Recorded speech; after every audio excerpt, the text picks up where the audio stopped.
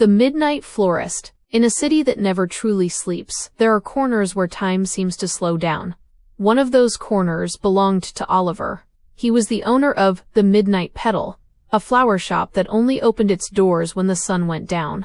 While the rest of the world rushed through their mornings with bitter coffee and tight schedules, Oliver lived in the fragrance of lilies and the soft glow of neon signs. He liked the night. He often said that people are more honest after midnight. At 2 p.m., people buy flowers out of habit.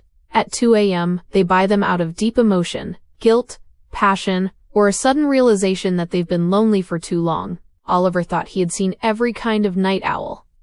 Until he met Clara. It was a Tuesday, the kind of night where the rain feels more like a mist than a storm. The bell above the door chimed at 3:15 a.m. A young woman walked in, wearing a denim jacket covered in dried patches of oil paint. She didn't look like she was in a rush. She didn't look like she was on her way to an apology or a celebration. She walked straight to a bucket of white roses, leaning in to breathe them in. "Careful," Oliver said softly from behind the counter.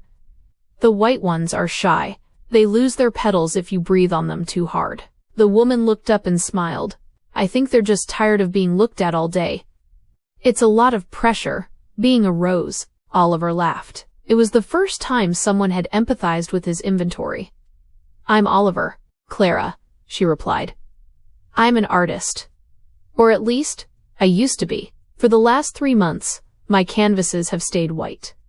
Every color I pick feels wrong, fake. So why are you here at 3 in the morning?" Oliver asked, leaning on his elbows. Clara looked around the dimly lit shop. "Because I heard there's a man who sells blooms in the dark. I wanted to see if things still look beautiful when the sun isn't there to tell us they are." That night, they talked for hours. They didn't talk about their pasts or their resumes.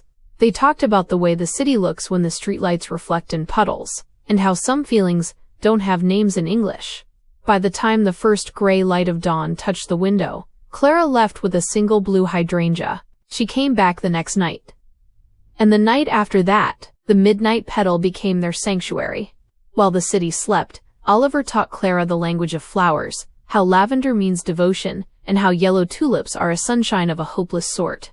In return, Clara taught him how to see the world like a painting. She pointed out that his shadows weren't black, but deep shades of indigo and violet.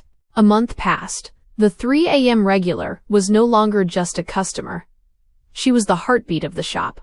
Oliver found himself ordering flowers he knew she'd want to paint. He kept a jar of her favorite tea behind the counter.